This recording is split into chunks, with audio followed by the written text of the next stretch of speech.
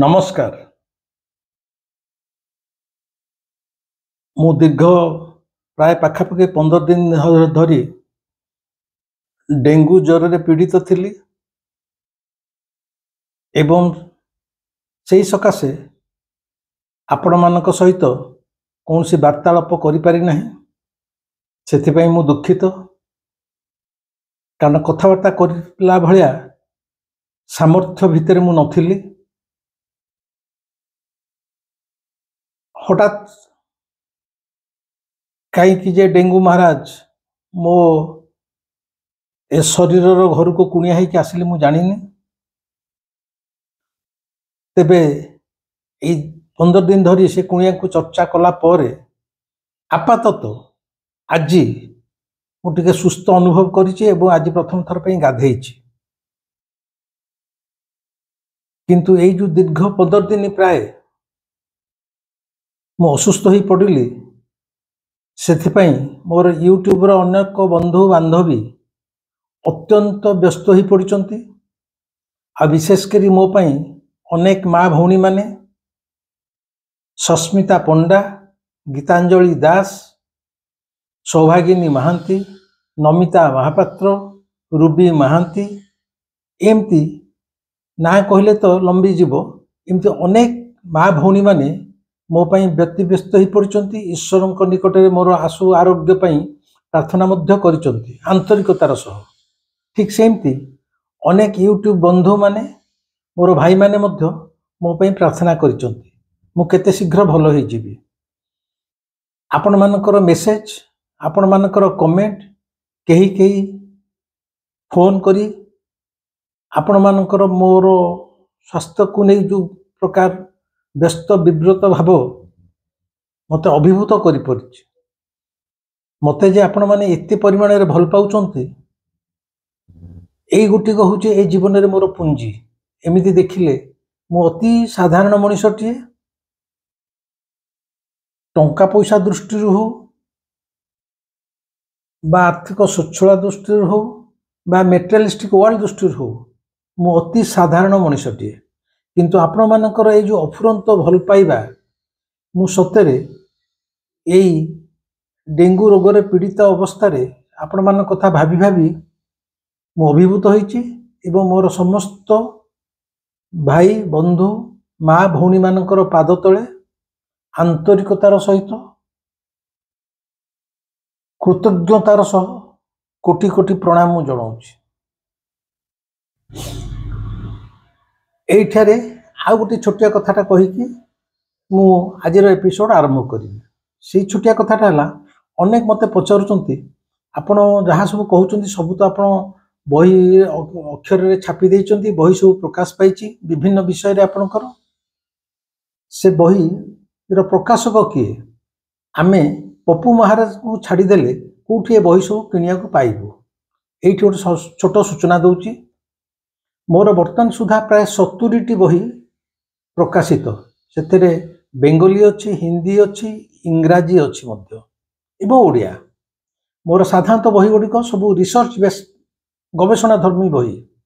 मु इतिहास को नहीं गवेषणा करे एवं मोर अधिकांश बहीर प्रकाशक हेले Bhubaneswar BK publication. BK publication जे सत्य अधिकारी तांको ना होची विजय महापात्र, बी महापात्र। एमिति देखिले मो ना भी बी महापात्र। विजय महापात्र मोर गोटे सान भाई भली। से भी थरे मझे अभिमान करी कहले, भाई आपण यूट्यूब रे एते कथा कहउचंती, अथच आपण बही मु छापिची, मो विषय पदे किछि कहू नाहंती। सान भाई तांकर ए अभिमान युक्तियुक्त। भाई विजय कथा कहिला बेले इमोशनाली मु कते कोन कहि जाउची, ए प्रकाशन संस्था संपर्क रे बा मो बही की छापिची भूली जाउची, कौन से उद्देश्यमूलक नुहे, भूली जाइची। तेबे भी सुधा एटा एक अपराध। कारण बीके पब्लिकेशंस रो जो विजय महापात्र मोर अनेक बही छापिचंती, प्रकाश करिचंती लक्षाधिक टंका खर्च करी आजिकाली समय रे। कारण से मते अत्यधिक बड़ भाई हिसाब भल पाते एवं मोर साहित्य को मध्य से भल पाते। तांको पई आज मोर बही सबुआडे उपलब्ध। जो माने मो बही किनिया को चाहूचंती से माने अमेज़न रु ऑनलाइन रे अमेज़न रु मगे पारिबे। विभुध रंजन बुक्स मारी देले मो बही आसी जिवो। एके मिश्र एजेंसी कटक ठू नै पारिबे। Oxford university store Oxford store Bhubaneswar सेठू भी मिलिबो। Narayani book store old bus stand Bhubaneswar सेठू भी मिलिबो। भुवनेश्वर रेलवे स्टेशन ने मध्य मो बही मिलिबो। एतद व्यतीत मोर निज जे प्रकाशक बीके पब्लिकेशंस भुवनेश्वर सेठू मध्य आपण बही पाई परिबे। ता छडा जे चाहेबे पप्पू महाराज मोर जे शिष्य तांको कहले मध्य से किछि बही पठेबार व्यवस्था करि परिबे। आज ये कथाटी यही सकाशे कहली जे मो समस्त बहिर प्रकाशक हेले बीके पब्लिकेशंस भुवनेश्वर जार स्वत्वाधिकारी नाम है विजय महापात्र मोर एक सान भाई। विजय महापात्र भल पाइबा आंतरिकता एवं आग्रह पाई आज मोर एते गुड़िए बही प्रकाशित एवं लोकों द्वारा आदृत। मु बीके पब्लिकेशंस पाखे मोर ए जीवन कृतज्ञता अंतर सहित स्वीकार करुछि। एथरक आमे आसीबा आजिर विषय वस्तु। आजिर विषय वस्तु आमे से जो मिछ महात्मा को नहीं आमर चलीथिला एपिसोड चलीथिला। जेहेतु 15 दिन चली जाइछि किछि किछि आपण माने भूली जाइथिबे जस्ट खाली मने पके दउछि। मु सेही बण जंगल पहाड़ घेरा अंचल राति रे फेरी आसी भुवनेश्वर आसी पहुंची शिल्पांचल रसुलगढ़ पाख शिल्पांचल रे एवं सेठारे पहुंचु पहुंचु गोटे गोटे इंडस्ट्रियल हाउस पाखे पहुंची गेट को ठक ठक करछि। सेठी जे गाइड थिला बा सिक्यूरिटी गार्ड थिला सी तार मालिक को फोन कर पचाउचे जने कि आसी कहउचंती गोटे रातिटे एठी से टिके आश्रय नेबे। ऊपर खबर आसुची से जो आमर गेट पाखे कि जो रेस्ट हाउसटा अच्छी से गोटा खोली दियो किंतु तांको कुह से सकाळ हैला मात्रे जेमिति चली जिवे। खोली दिया जाइछि सिक्यूरिटी गार्ड खोली देइछि। मु ता भितर जाई पहुंचीछि धूली धूसरित जेमिति प्राय 5 वर्ष हली से भितर के सोई नांती बसी नांती कि झड़ा झड़ी किछे नै। उपाय कोन अछि बेगर्स आर नॉट चूजर्स। मु जेतले भिक मागुछि मु कोन कहबी मते पलू खाया को दियो इडली खाया को दियो।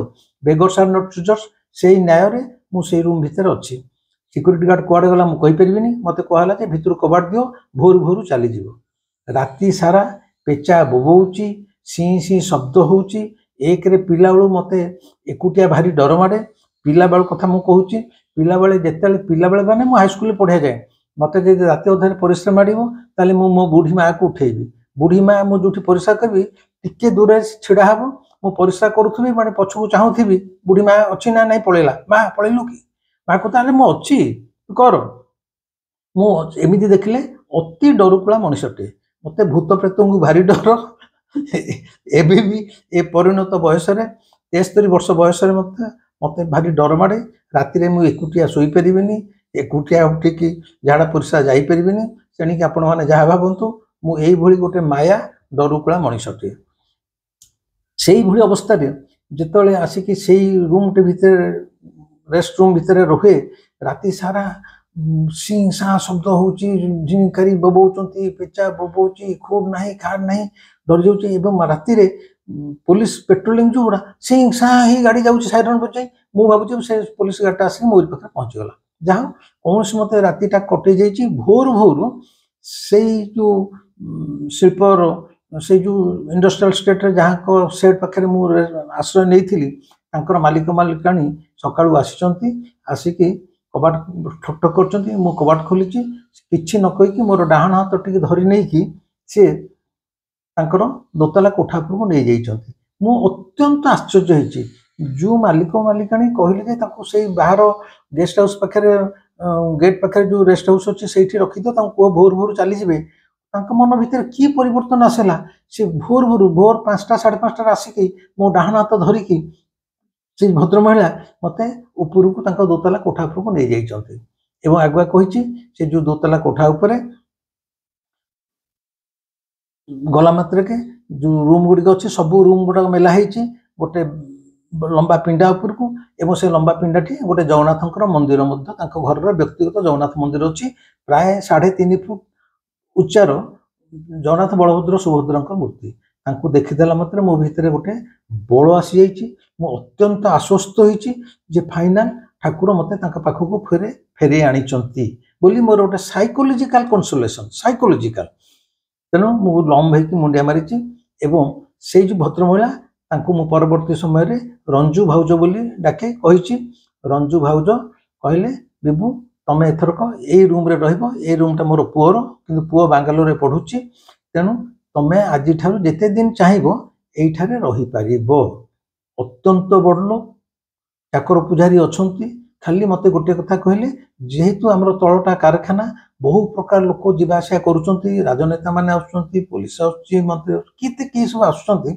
तमे दया करी ए रूम रु बाहर को जमा बाहरिबोनी कारण तुमको कि देखिदेला तुम ना जेहेतु तुम निजे कहूँ सबुआड़े बाहर खबर काज हो टीवी रे बाहर किए देखीदेला जब खबर देदेला ताले तुम तो बंधा हम आम हुए तो भी बंधा जाई पारू तेणु तुम यही रूम भितर सब तुम खाद्यपेय सब यही रूम रे दिज्व एवं से दिन सका प्रथम गाधे सारी मुझे आसी ठाकुर मुंडिया मारी बसे रंजू भाउज निज हाथ में गोटे रुद्राक्ष माला टाणिकी मो बेकर गली देते मो बेकर गली देकी कहते एटिकी आज जाए जीवन सारा तुम्हें बेकर गलई रखिब ये तुमको सबू विपद आपद रक्षा कर से निज हाथ में से रुद्राक्ष माला टी मो बेकर गली देते जो माला टी मुझे आरथर को आपण मानक देखी बर्तमान ता पर ठारू आ भितर 2-3 मास चली गला मुठा सेठा बार बिलुआ माने बार द्वार सुंडी पिंडा है भाया बिली छुआ को माँ नहीं एठी सेठी थोइला भाया मुझे कौटे क्या घरे आ घरे ता घरे ए जंगल से पहाड़ से अकाजा मु अति क्लांत मानसिक स्तर में अति क्लांत बर्तमान किंतु एभली एक घर आणिक मत जगन्नाथ रखिदे अत्यंत बड़ सबू सुविधा एसी अच्छी सबू अच्छी गिजर अच्छी अटाच बाथरूम लाट्रिन सबू अच्छी एपरिक रोषे झीटे ता ना हूँ सेवा सी ठीक समय मत आनी जलखिया दौर जहाँ मत खाया पीवा जलखिया सबू मोर रूम भितर आसूची से रूम भितर मु खाऊची मोर खाया पीवार एत जत्न नि विश्वास करेनि मो घरे थिला बेले मध्य राति क्षीर पीकी शुएनी कि से व्यवस्था भी मोर नथिला किंतु एठारे राति शोया को जीवा पूर्व रंजू भाउज गोटे ग्लास रे उषुम क्षीर आनिक मत देवे कि बेबू क्षीर पिओ तुम देह असुस्थ माने दुर्बल हो गलनी तुम एत बड़े बोलिकी तुम क्षीर पीकी शुओ माने निज माटा जमी छुआ को दिए एपरिक बहुत समय हो गार्ड निदर राति शोई जाइए 10:30 मुझे गार्ड निदर गाँ निदर शोई जाइए रंजू भाउज कबाट ठक ठक कर मत निदर उठा पड़ो रंजू भाई तुम क्षीर पीना शोईगल ना आज न ना ना ना तुमको पीया पड़ो आप भावी पार्गुड़ा जीवन में सब घटे ये चरित्र माने जीवन में आसती माने मो कह कथा जगन्नाथ कौन सी विचित्र ठाकुर सी तुमको प्रति मुहूर्त परीक्षा कर तुमर जगन्नाथ प्रति केते भल पाया अच्छी केते आस्था केते विश्वास ताकू से सब परीक्षा करुच्ची तमें जदि से परीक्षा पास हो जाऊच ताले जगन्नाथ गोटा सुधा तुमर किंतु तुम सब जान सी तुम पाखे पाखे अच्छी आ जगन्नाथ जदि पाखे पाखे थे से भली मनीषटी कहीं निजक दुर्बल मन कर किंतु आमे तो रक्त मांस शरीर जहाँ आमको कष्ट होची सी सबू कष्ट भितर ठाकुर मत आनिक एभली एक घरे रखिदेले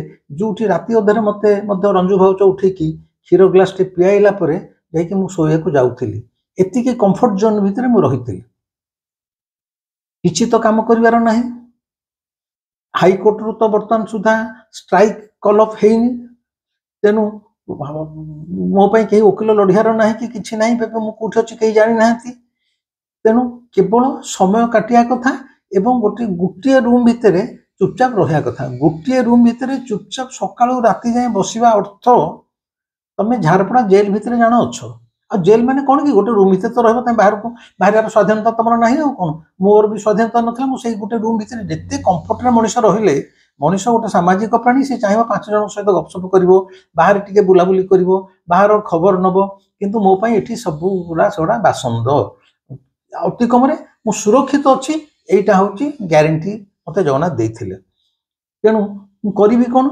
माने से रूम भितर बस सब करी कौन ता भितर शिवानंद गोटे बही थाए ता ना हूँ साधना मुझे आपण मान कहूँ जदि जीवन में केबे सुविधा पाइबे शिवानंद लिखित साधना ओडिया भी अनुवाद होती सेटा पढ़े सेटा अत्यंत उपयोगी बही मु साधना बहीटी प्रतिदिन सकाळु गाधे सारी जलखिया खाई सारा पर साधना बहीटी सबुदिन पढ़े एवं से बही मत अनेक नैतिक शिक्षा खाली मिली ता ना जीवन जीवार कला कौशल बहुत से बही आहरण कर अच्छा बर्तमान आमर किसी कम ना खाली बसी रहा कथा भविष्यटा केत कौन हम मुझे मुकुल से खाली भी कहीं बसी रहा तेणु यही समय आम जेहेतु मु वन जंगल ना जनक घर भितर अच्छे भलरे भी अच्छे खाई पी भलरे अच्छी बर्तमान आम कि आज जाए बहुत सीरीयस कथबार्ता हेले टिके हल्का फुल्का कथबार्ता करवा मु भावुची आपण ये ग्रहण करेंगे हल्का फुल्का कथबार्ता माने कौन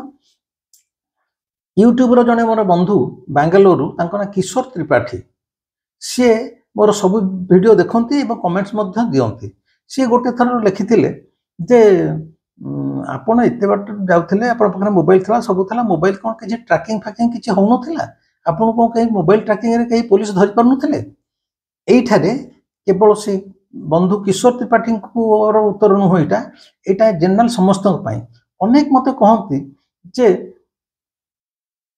प्रकृति में कौन किसी ट्रैकिंग हो ना तुम पाखे कौन मोबाइल नाला मुझे जन देवाक चाहूँगी मो पाखे गोटे मोबाइल थिला प्रत्येक दिन ये 3 मास धरी से वन जंगल में थाए जो थाए प्रत्येक दिन मु एक निर्दिष्ट समय रे संध्या बेले मु मो मोबाइल ऑन करिकी मो विरुद्ध रे कौन कौन चली घरे केमिति किए कौटे अच्छा मो स्त्री पिला छुआ अवस्था कौन भाई भाउजों अवस्था कौन सरकार आउ कौन कौन दृढ़ कार्यानुष्ठान मो पे नवाई चेष्टा करुँच ए सबू खबर मु संग्रह करुले से खबर संग्रह कलापर मोबाइल टाक ऑफ कर दिए बर्तमान क्वेश्चन उठुची जदि मो पाखे मोबाइल थिला मो मोबाइल ऑन करी सब खबर नौली ताहले केमि ट्रैकिंग हो पार नथिला एठी बंधु मु खाली जणे दउची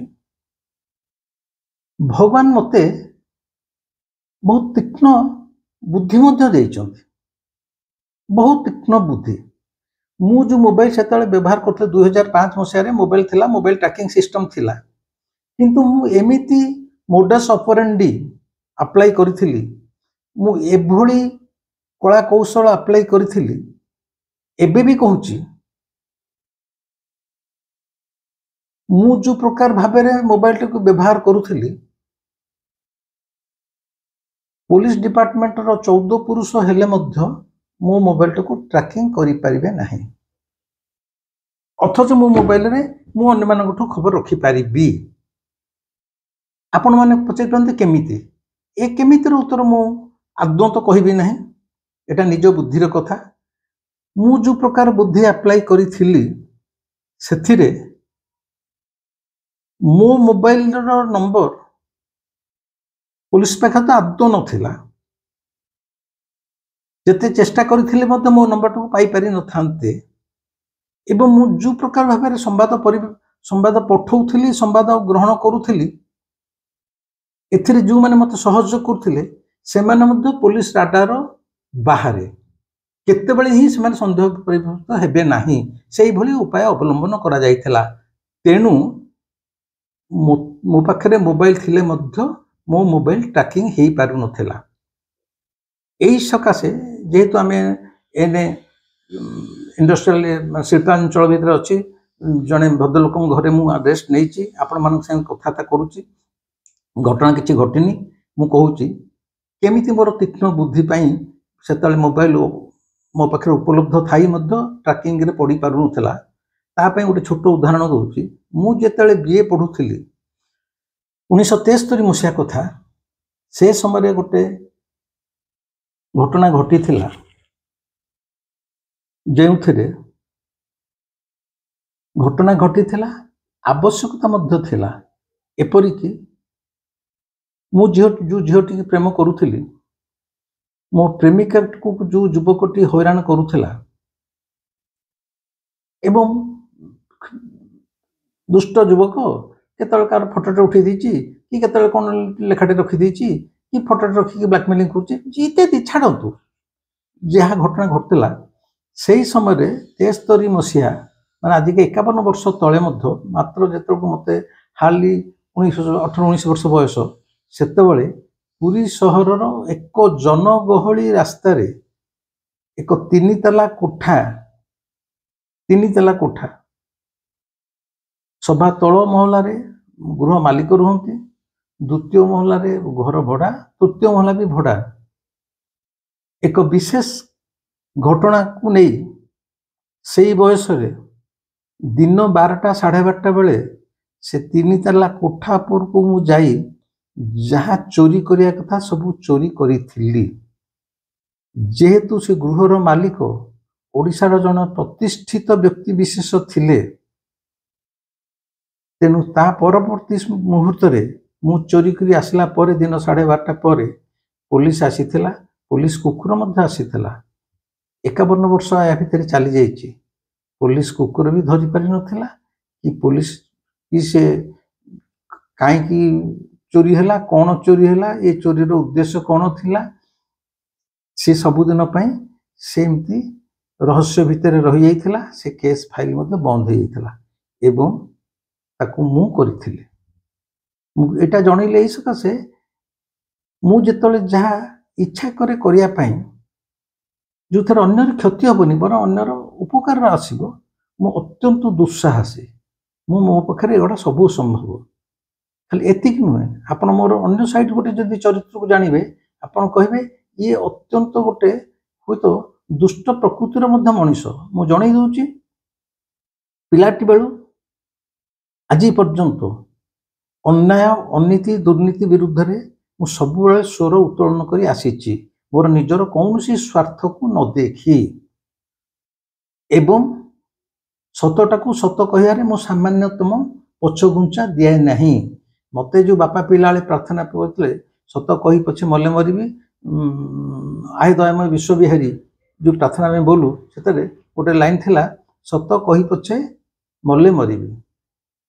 ତେଣୁ ମୁଁ ସତ କହି ମରିବାକୁ ପଛେ ଶ୍ରେୟ ମନେ କରେ, ମୁଁ ମିଛର ସାଥ କେବେ ଦେଇନି। ସେଇ ସକାଶେ ତ ମୁଁ ବୁଢ଼ାକୁ ମିଛ ମହାତ୍ମା ବୋଲି ସାରା ପୃଥିବୀ ଯାହାକୁ ପୂଜା କରୁଛି, ଯାହାକୁ ତେଲ ମାରୁଛି, ଏବେ ତାର ଜୟନ୍ତୀ ଯାଇଛି, ଏଇ କିଛି ଦିନ ତଳେ, ଏଇ 2-4 ଦିନ ତଳେ ଯାଇଛି, ମୁଁ ତାକୁ ମିଛ କହିବା ପାଇଁ ସାହସ କରିପାରିଲି ଯେ ନାଇଁ, ଏ ଲୋକଟା ମିଛଟା, ଏଇଟା ଏକଦମ ଡୁପ୍ଲିକେଟ୍ ଲୋକଟା, ମୁଖା ପିନ୍ଧା ଲୋକଟା। ଆରି ପାଇଁ ଆଜି ଭାରତବର୍ଷର ଆମର ଅବସ୍ଥା ଏମିତି, ଆରି ପାଇଁ ଆଜି ହିନ୍ଦୁ ମୁସଲମାନଙ୍କ ଭିତରେ ଯୋଉଟା ପ୍ରାଚୀର ତିଆରି ହେଇଛି, ଆରି ପାଇଁ ଆଜି ଦେଶ ବିଭାଜନ ହେଇଛି। ତେଣୁ ମୁଁ ତ ସେତ କହିବାକୁ ସାହସ କରିପାରିଲି। ତେଣୁ ମୋର ହେଲା ଏଇଟା ନେଚର। ତେଣୁ ମୁଁ ଯେଉଁ ବ୍ୟାଙ୍କରେ ଚାକିରି କରେ, ଏମିତି ହେଇଛି ଯେମିତି ସତେକି ଆମେ ମାନେ 9:45 ବ୍ୟାଙ୍କକୁ ନ ଆସିଲେ ଆମର ଆସିଷ୍ଟାଣ୍ଟ ମ୍ୟାନେଜର ଆମକୁ ଆବସେଣ୍ଟ ମାରିଦେବ, ନହେଲେ ଲେଟ୍ ମାରିଦେବ। କିନ୍ତୁ ଆମର ଯେ ମ୍ୟାନେଜର, ଜଣେ ଜୈନିକ ମ୍ୟାନେଜର ଥିଲେ, ସେ ଆସିବେ ଦିନ 12ଟା ବେଳକୁ, ସେ କେତେବେଳେ 10ଟା ବେଳେ ଆସନ୍ତିନି। କିଛି ଦିନ ଲକ୍ଷ୍ୟ କଲା ପରେ ମୁଁ କେତେବେଳେ ଲେଟ୍ରେ ଆସିଛି, ମୋର ଲେଟ୍ ମରା ହେଇଛି, ଆବସେଣ୍ଟ ମରା ହେଇଛି, ଅନ୍ୟମାନଙ୍କର ମରା ହେଇଛି। ମୁଁ ପଚାରେ ମ୍ୟାନେଜରକୁ, ବାବା ଆପଣ ଯେଉଁ ଆସୁଛନ୍ତି ଏତେ ଡେରିରେ, ଆପଣ କାହିଁ ଲେଟ୍ ଫେଟ୍ ମରା ହେଉନି? ସିଏ ତାର ଫୁଟାଣି ମାରିବ, I am the manager, you cannot ask me any questions, I can come at any time, I am visiting fields। ମୋତେ ଷ୍ଟାଇଲରେ ମାରିକି କହିବ। ମୁଁ କହେ ସାଙ୍ଗେ ବାପା, ମୁଁ ଆଉ ଆପଣ ତମେ କହିନି, ତୁରେ କୁହେ। ମୁଁ କହେ ବାପା ରେ, ତୁ ମୋତେ କଞ୍ଚା ମିଛ କହୁଛୁ, ତୁ ଦିନ 12ଟା ଯାଏ କ'ଣ କରୁଛୁ ମୁଁ କହିପାରିବିନି। ତୁ ଫିଲ୍ଡରେ ବୁଲୁଛୁ ନା ତୋ ସ୍ତ୍ରୀକି କୁଣ୍ଢେଇକି ଧରିକି ଶୋଇଛୁ, ସେଇଟା ମୁଁ କହିପାରିବିନି।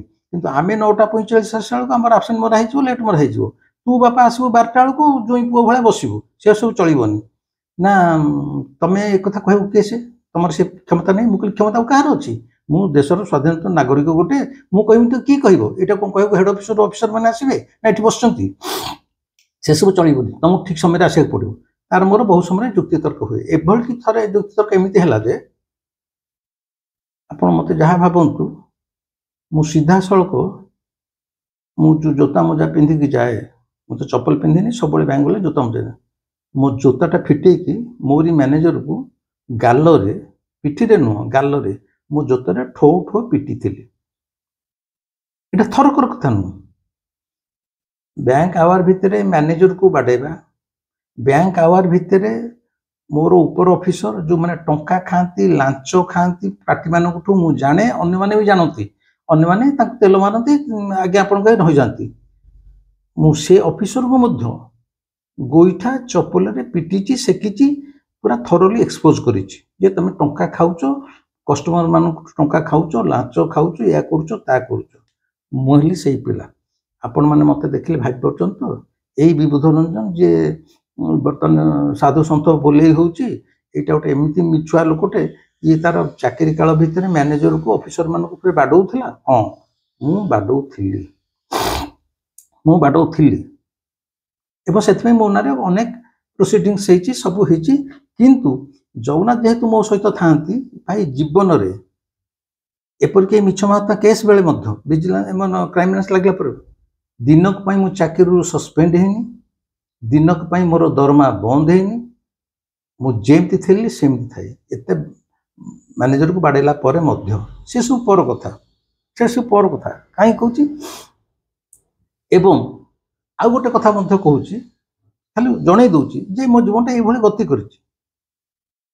ପୁରୀ ମନ୍ଦିରରେ ବହୁତ କେଳେଙ୍କାରୀ ହୁଏ ଅତୀତରେ, ବିଶେଷ କରି 1992 ମସିହାରେ ସେତେବେଳେ ବିଜୁ ପଟ୍ଟନାୟକ ମୁଖ୍ୟମନ୍ତ୍ରୀ ଥିଲେ।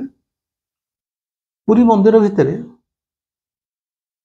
କିଛି ଆଦିବାସୀ ଝିଅମାନେ ଯେଉଁମାନେ ଜନ ଦର୍ଶନ ପାଇଁ ଆସିଥିଲେ, ସେମାନଙ୍କ ପ୍ରତି ବହୁତ ଅସଦାଚରଣ ବ୍ୟବହାର କରାହେଇଥିଲା, ମୋଲେଷ୍ଟେସନ୍ସ କରାହେଇଥିଲା, ତାଙ୍କ ପ୍ରତି ପାଶବିକ ଅତ୍ୟାଚାର କରାହେଇଥିଲା। ଏବଂ କିଛି ଆଦିବାସୀ ମହିଳା ସେଇ ସବୁ ଯେଉଁମାନେ ତାଙ୍କ ପ୍ରତି ଅସଦାଚରଣ କରିବା ପାଇଁ ଉଦ୍ୟମ କରିଥିଲେ, ତାଙ୍କ କବଳରୁ ଖସିବା ପାଇଁ ମେଘନାଥ ପାଚିରୁ ଡେଇଁକି ଖଣ୍ଡିଆ ଖାବରା ହେଇଥିଲେ, ହସ୍ପିଟାଲ ବି ଯାଇଥିଲେ। ସେ ଗୋଟେ ବିରାଟ ବଡ଼ ଇସ୍ୟୁ ହେଇଥିଲା। କିନ୍ତୁ ବଡ଼ ଆଶ୍ଚର୍ଯ୍ୟଜନକ କଥା, ଏଭଳି ଏକ ସେନ୍ସିଟିଭ ଇସ୍ୟୁ କୌଣସି ଖବରକାଗଜରେ ବାହାରି ନଥିଲା, ଯାହାଦ୍ୱାରା ଆମ ପୁରୀ ମନ୍ଦିର ବଦନାମ ହେଇଯିବ, ଆମ ପୁରୀ ସହର ବଦନାମ ହେଇଯିବ। ମୁଁ କିନ୍ତୁ ସେତେବେଳେ ଏଇ ସମ୍ପର୍କରେ ସମସ୍ତ ଡିଟେଲ କଥା ସମ୍ବାଦ, ସୌମ୍ୟରଞ୍ଜନ ପଟ୍ଟନାୟକଙ୍କ ସମ୍ବାଦ ଖବରକାଗଜରେ ଲେଖୁଥିଲି, ଯେଉଁଥିପାଇଁ ପୁରୀ ମନ୍ଦିରର ସେବାୟତ ମାନେ ପ୍ରାୟ 60-70 ଛଡ଼, ବାଡ଼ି, ଲୁହା ଛଡ଼ ଧରି ମୋତେ ବାଡ଼େଇବାକୁ ଆସିଥିଲେ। ଆମ ବ୍ୟାଙ୍କରେ ଭଙ୍ଗାରୁଜା କରିଥିଲେ, ବହୁତ ଗଣ୍ଡଗୋଳ ହେଇଥିଲା, ମୋତେ ବାଡ଼େଇବାକୁ ଛକିଥିଲେ, ମୋତେ ଜୀବନରେ ମାରିଦେବା ପାଇଁ ଧମକ ଦେଇଥିଲେ। ମୋ ନାଁରେ 1 କୋଟି ଟଙ୍କାର ମାନହାନି ମକଦ୍ଦମା ମଧ୍ୟ କୋର୍ଟ କଚେରୀରେ ହେଇଥିଲା। ମୋତେ ପୁରୀ ମନ୍ଦିରକୁ ଯିବା ପାଇଁ ବାସନ୍ଦ 6 ବର୍ଷ କରାଯାଇଥିଲା। ମୁଁ ପୁରୀ ମନ୍ଦିର ଯାଉନଥିଲି। ଏଗୁଡ଼ାକ ମଧ୍ୟ ମୁଁ କରିଥିଲି। ଅନ୍ୟମାନେ କହିଲେ ସେ ମନ୍ଦିରରେ ଯାହା ହେଲା ତୋର କ'ଣ ଯାଉଛି? ମୁଁ କହିବି ମନ୍ଦିରରେ ଯାଉଛି, ମୋର କ'ଣ ଯାଉଛି ମାନେ ମନ୍ଦିର କାହାର? ଆମ ସମସ୍ତଙ୍କର। ମୋ ଠାକୁର ଅଛନ୍ତି ସେଠି, କିନ୍ତୁ ମୋ ଠାକୁରଙ୍କୁ ନେଇକି ତା ଭିତରେ ଏଇଭଳି ସବୁ ଅନ୍ୟାୟ ଅନୀତି ହବ, ମୁଁ ସହିଯିବି? ମୁଁ ସହିବିନି, ମୁଁ ସହିବା ଲୋକ ନୁହଁ।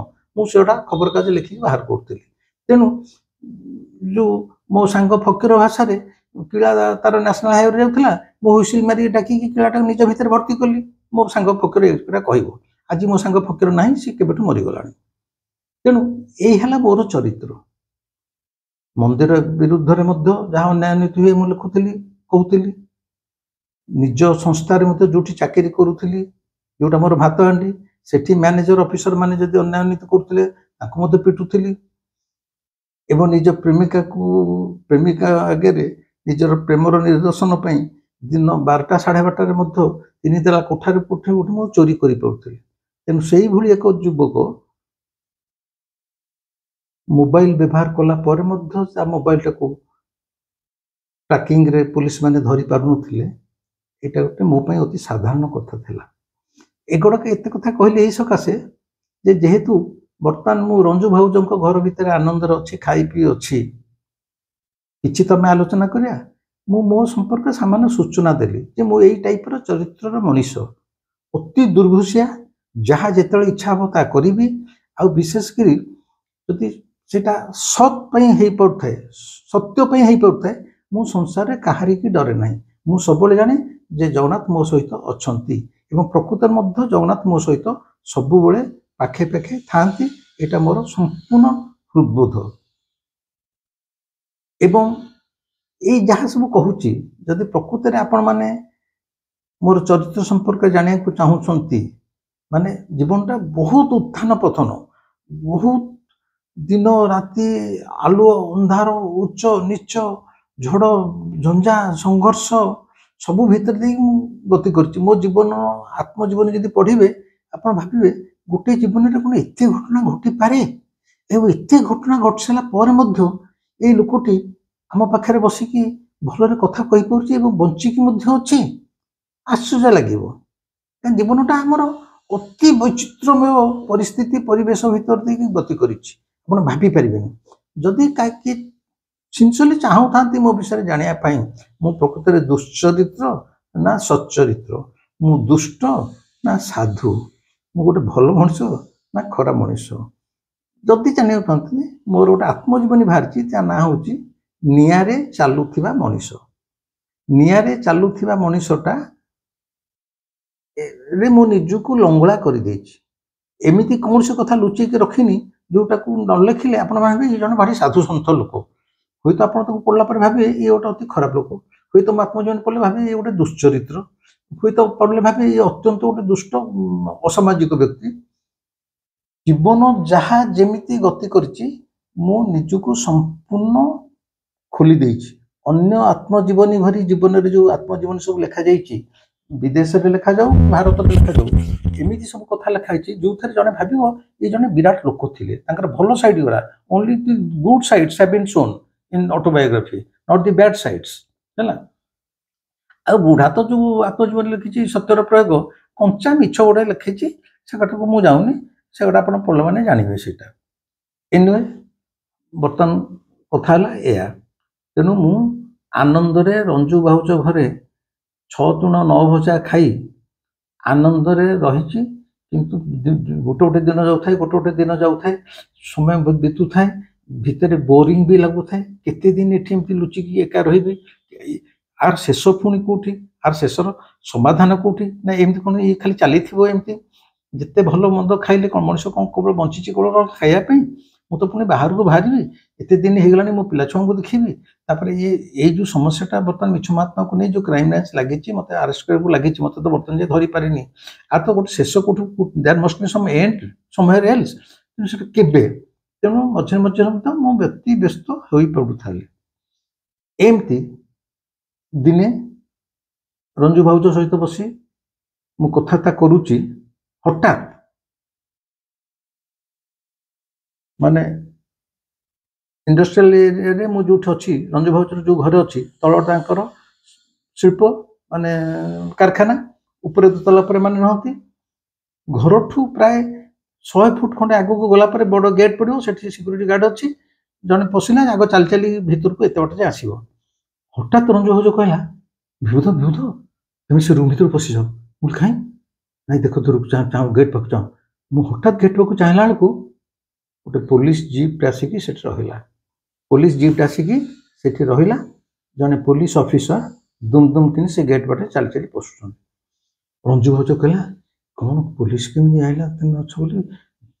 ମୋର ସବୁ ଦେହରୁ ଗୋଟେ ଗୋଟେ ଝମ୍ କିନି ଝାଳ ବାହାରିଗଲା ସାଙ୍ଗେ ସାଙ୍ଗେ। ରଞ୍ଜୁ ଭାଉଜ କହିଲେ ତମ ରୁମ୍ ଭିତରକୁ ପଶିଯାଅ। ସାଙ୍ଗେ ସାଙ୍ଗେ ମୁଁ ରୁମ୍ ଭିତରକୁ ପଶିଗଲି, କହିଲି ଶୋଇପଡ଼। ଲମ୍ବେଇ ଶୋଇପଡ଼ିଲି। ରଞ୍ଜୁ ଭାଉଜ କ'ଣ ଗୋଟେ ଧଳା ହ୍ୱାଇଟ୍ ବିଛଣା ଚାଦରଟେ ମୋତେ ପୁରା ଘୋଡ଼େଇ ଦେଲା। କହିଲା ପୁରା ମୁହଁ ସହିତ ଘୋଡ଼େଇକି ତମେ ଶୋଇବ, ଯେମିତି ମଣିଷ ମରିଗଲା ପରେ ଯେମିତି ଚାଦରଟା ଘୋଡ଼େଇ ଦିଅନ୍ତିନି ସବୁ ମରିଗଲା ପରେ, ସେମିତି ପୁରା ଘୋଡ଼େଇ ଦେଲା। ରଞ୍ଜୁ ଭାଉଜ କହିଲା, ମୁଁ ନ କହିବା ଯାଏଁ, ମୁଁ ଯେତେବେଳେ ଆସିକି ଏ ରୁମ୍ରେ କହିବି ଉଠ ବୋଲି, ତେମେ ଉଠିବ, ତା ନହେଲେ ପୁରା ଚୁପଚାପ ଶୋଇକି ରହିବ। ଆଉ ଅଛୁନି, ଦେଖାଯାଉ କ'ଣ ହେଉଛି, ଭଗବାନଙ୍କର କ'ଣ ଇଚ୍ଛା ମୁଁ ତ ଜାଣିନି। ପୋଲିସଟା ଆସିଲାଣି। ତେଣୁ ମୋର ସେତେବେଳକୁ ମାନେ ଗୋଡ଼ ହାତ ଏତେ ମାନେ ବିଶ୍ୱାସ କରୁନି, ମୋ ଗୋଡ଼ ହାତ ମାନେ କାଲୁଆ ମାରିଗଲା ଏକଦମ। ମୁଁ କହିଲି ଏଇଟା ହେଲା, ଏଇ ଯୋଉ ନାଟକ ଚାଲିଥିଲା, ଆର ଶେଷ ଯବନିକାଟା ଆଜି ହିଁ ଟଣାଯିବ। ଜଗନ୍ନାଥ ମୋତେ ଏଇ ସକାଶେ ମୋତେ ତାଙ୍କ ପାଖକୁ ନେଇ ଆସିଲେ।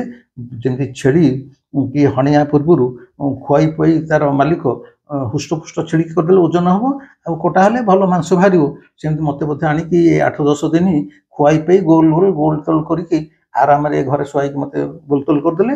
ବର୍ତ୍ତମାନ ଏ ଛେଳି ହଣା ମୁହଁକୁ ଯିବ। ପୋଲିସ ତ ଫାଇନାଲ ଆସିଲା। ଆଜି ଯାଏଁ ପୋଲିସର ଚେହେରା ମୁଁ ଦେଖିନଥିଲି। ମୁଁ ବି ଦୂରରୁ ଦେଖିଲି ପୋଲିସ ଆସୁଛି। ଇଏ ଆଜି ବାନ୍ଧିକି ନବ, ଏଇ ଯୋଉ ଛେଳିଟି ଗୋଲ ଟୋଲ ହେଇଛି, ନିର୍ଧୁମ ମାଡ଼ ଖାଇବ ଏଥରକ। ଆଉ ଏଇଟା ବୋଧେ ଆଜି ଶେଷ ଯବନିକା। ଆଉ ଭାବିକି ଆଉ କିଛି ଏତେ ଆପଣଙ୍କୁ କହୁଛି ଭାବିବାର ନାହିଁ ସେତେବେଳକୁ ଶକ୍ତି। ଚୁପଚାପ ଲମ୍ବେଇକି ଶୋଇଗଲି। ତେଣୁ ରଞ୍ଜୁ ଭାଉଜ କହିଲା ମୁଁ ବାହାରେ ବସିଛି, ମାନେ ତାଙ୍କର ଯୋଉ ପିଣ୍ଡାରେ ଡ୍ରଇଂ ରୁମ୍ ଭଳିଆ ଯୋଉଟା ପିଣ୍ଡାଟା ପ୍ରତି ରୁମ୍ରୁ କବାଟ ଖୋଲିଲେ ସେଇ ପିଣ୍ଡାରେ ଜଣେ ଆସି ବସିବ, ତେଣୁ ତୁମେ ଚୁପଚାପ ଶୋଇଯାଅ। ମୁଁ କିଛି ରାମ ବିଷ୍ଣୁ ନ କହିକି ସେମିତି ମଲାଙ୍କ ଭଳିଆ ସିଧା ପଡ଼ିଗଲି। ହ୍ୱାଇଟ୍ ବିଛଣା ଚାଦରଟାକୁ ମୁଣ୍ଡ ଯାଏଁ ଘୋଡ଼େଇକି ପୁରା ପଡ଼ିଲି। ଠିକ୍ ଏତେବେଳକୁ ପୋଲିସଟି ଆସିକି ଆଙ୍କ ପାହାଚ ଉପରକୁ ଯୋଉ ଉଠୁଛି, ଠକ୍ ଠକ୍ ଜୋତା ପିନ୍ଧିଛି, ଠକ୍ ଠକ୍ ଏକଦମ ତ ନର୍ଭସ୍। ରଞ୍ଜୁ ଭାଉଜ ବି ନର୍ଭସ୍ ହେଇଯାଇଛି ଯେ କଣ ହେଲା, ଇଏ କେମିତି ପୋଲିସ ଯାଇଲା, ପୋଲିସ କେମିତି ହଠାତ୍ ଆସିଲା। ତେଣୁ ରଞ୍ଜୁ ଭାଉଜ କିଛି ନ ଜାଣିଲା ଭଳିଆ ତାଙ୍କର ସୋଫା ଉପରେ ବସିଛି, ମୁଁ ଶୋଇଯାଇଛି, ଚାଦର ଘୋଡ଼େଇ ହେଇଛି। ଏତେବେଳକୁ ଠକ୍ ଠକ୍ ପୋଲିସର ପାଦଟା ଯୋଉ ପାହାଚ ଉପରେ ଚଢୁଛି ସାଉଣ୍ଡ ହଉଛି, ଠକ୍ ଠକ୍ ଠକ୍ ଠକ୍ ପାହାଚ ସାଉଣ୍ଡ ହଉଛି। ପ୍ରତିଟି ପାହାଚ ସେ ପୋଲିସର ପାଦ ଯୋଉ ଉଠୁଛି, ସାଉଣ୍ଡ ଶବ୍ଦ ସୃଷ୍ଟି ହଉଛି। ଏପଟେ ଖଟ ଭିତରେ ମୋର ହୃଦସ୍ପନ୍ଦନ ତାର ପ୍ରତିଟି ପାଦ ଯେମିତି ପଡୁଛି ଉଠୁଛି, ପାହାଚ ଉପରକୁ ପୋଲିସଟି ଆସୁଛି, ମୋର ଏପଟେ ହୃଦସ୍ପନ୍ଦନ ସେମିତି ଠକ୍ ଠକ୍ ଠକ୍ ଠକ୍ ମୋର ଗତି ଏକଦମ ହୃଦୟର ଗତି ପୁରା ବଢି ଯାଉଛି, ମାନେ ଧୁମ୍ ଧୁମ୍ ଧୁମ୍ ଧୁମ୍ ଧୁମ୍ ଧୁମ୍ ଧୁମ୍। ଦେହ ଭିତରକୁ ଝାଳ, ପୁରା ଏସି ଚାଲିଛି, ସବୁ ଚାଲିଛି, କିନ୍ତୁ ଦେହ ଭିତର ପୁରା ଝାଳ କାଲୁଆ ମାରି ଯାଉଛି। ଏବଂ ମତେ ଶୁଭିଲା ପୋଲିସ ଆସିକି ସେ ସୋଫା ଉପରେ ଆସି ଦୁମ୍ କିନି ବସି ଯାଇଛି। ରଞ୍ଜୁ ଭାଉଜ କହୁଛି ଆପଣ କିଏ, ହଠାତ୍ ଆମ ଘରକୁ କେମିତି ଆସିଲେ? ମତେ ରଞ୍ଜୁ ଭାଉଜର ଏତିକି କଥା ଶୁଭିଛି। ଆଜି ପାଇଁ ଏଇଠି ରହିବୁ। ଏହାପରେ କଣ ହେଲା, ସେଇ ଦିନଟା କଣ ମୋର ଜୀବନର ଏ ନାଟକର ଶେଷ ଯବନିକା ଥିଲା? ସେଇଦିନ କଣ ମତେ ପୋଲିସ ସେଇ ରଞ୍ଜୁ ଭାଉଜ ଘରୁ ବାନ୍ଧିକି ନେଇ ଚାଲିଗଲା? ରଞ୍ଜୁ ଭାଉଜର ସେ ଯୋଉ ରୁଦ୍ରାକ୍ଷ ମାଳା କହିଥିଲା ତମେ ଏଟାକୁ ପକେଇଥାଅ, ଇଏ ତମକୁ ସୁରକ୍ଷା ଦେବ, ତମର କେହି କିଛି କରିପାରିବେନି, ତାହେଲେ ସେ ରୁଦ୍ରାକ୍ଷ ମାଳାର ପୁଣି କଣ ହେଲା, ତାର କରାମତି ପୁଣି କଣ ହେଲା? ଏହା ପର ଏପିସୋଡରେ ମୁଁ ଏଇ ଯୋଉ ପୋଲିସ ବାବୁ ଆସି ବର୍ତ୍ତମାନ ବସିଛନ୍ତି ରଞ୍ଜୁ ଭାଉଜ ପାଖରେ, ତାପରେ କଣ ହେଲା ମୁଁ ନିଶ୍ଚୟ କହିବି। କିନ୍ତୁ ଏତିକି ଜାଣନ୍ତୁ, ମିଛ ମହାତ୍ମାକୁ ନେଇ ବର୍ତ୍ତମାନ ଯାଏଁ ଯେତେ ଚାଲାକ ଚତୁରରେ ମୁଁ ନିଜକୁ ଲୁଚେଇ ଗତି କରୁଥିଲେ ମଧ୍ୟ ଇଏ ଏକ ଘଡ଼ି ସନ୍ଧି ମୁହୂର୍ତ୍ତରେ ମତେ ଜଗନ୍ନାଥ ଆଣି ପକେଇଦେଲେ। ଏହାପରେ କଣ ହେଲା ମୁଁ ନେକ୍ସଟ ଏପିସୋଡରେ ନିଶ୍ଚୟ କହିବି। ଆଜି ପାଇଁ ରହୁଛି। এই ଏପିସୋଡଟି କେମିତି ଲାଗିଲା ମତେ ନିଶ୍ଚୟ କମେଣ୍ଟ କରିବେ, ଲାଇକ୍ କରିବେ, ସେୟାର କରିବେ। ଏବଂ ଦୀର୍ଘ 15 ଦିନ ହେଲା ଆପଣମାନଙ୍କ ସହିତ କଥାବାର୍ତ୍ତା କରିପାରିନଥିଲି। ଆଜି କଥାବାର୍ତ୍ତା କରି ମତେ ଖୁବ୍ ଖୁସି ଲାଗୁଛି, ଭଲ ଲାଗୁଛି। ବରଂ ଏତକ କହିଦେଲାରୁ ମୋ ଭିତରଟା ଟିକେ ହାଲକା ହେଇଗଲା। ମୁଁ କହୁଛି ମୁଁ ସମ୍ପୂର୍ଣ୍ଣ ସୁସ୍ଥ ହେଇନାହିଁ। ଏଇ ଡେଙ୍ଗୁ ପାଇଁ ମୋର ଯୋଉ ପ୍ଲେଟଲେଟ୍ କମି ଯାଇଛି, ସେ ମଧ୍ୟ ଠିକ୍ ନର୍ମାଲ ସ୍ତରକୁ ଆସିନାହିଁ। ପ୍ଲେଟଲେଟ୍ ମୋର ବହୁତ କମ୍ ଅଛି, ତେଣୁ ମୁଁ ବେଶୀ ସମୟ ଛିଡ଼ା ହେଇପାରୁନି ବୋଲି ଏଇଟିକି ଆଜି ବସିକି ମୁଁ କରିଛି, କାରଣ ମୋ ଗୋଡ଼ ହାତ ଥରୁଛି, ମୁଁ ବହୁତ ଦୁର୍ବଳ ଅନୁଭବ କରୁଛି। ତେବେ ବି ଏତିକି ସମୟ ଯୋଉ ଆପଣମାନଙ୍କ ସହିତ କଥାବାର୍ତ୍ତା କରିଦେଲି, ମତେ ସାଇକୋଲୋଜିକାଲି ଆଇ ଫିଲ୍ ରିଲାକ୍ସଡ। ପୁଣି ଆଶା ଆ ପରବର୍ତ୍ତୀ ଏପିସୋଡ ବେଳକୁ ମୁଁ ଆହୁରି ସୁସ୍ଥ ହେଇଯାଇଥିବି। ତେଣୁ ମତେ କମେଣ୍ଟରେ ଜଣେଇବେ, ଆଉ ସବସ୍କ୍ରାଇବ ନ କରିଥିଲେ ଦୟାକରି ସବସ୍କ୍ରାଇବ କରିବେ। ରହିଲି, ନମସ୍କାର।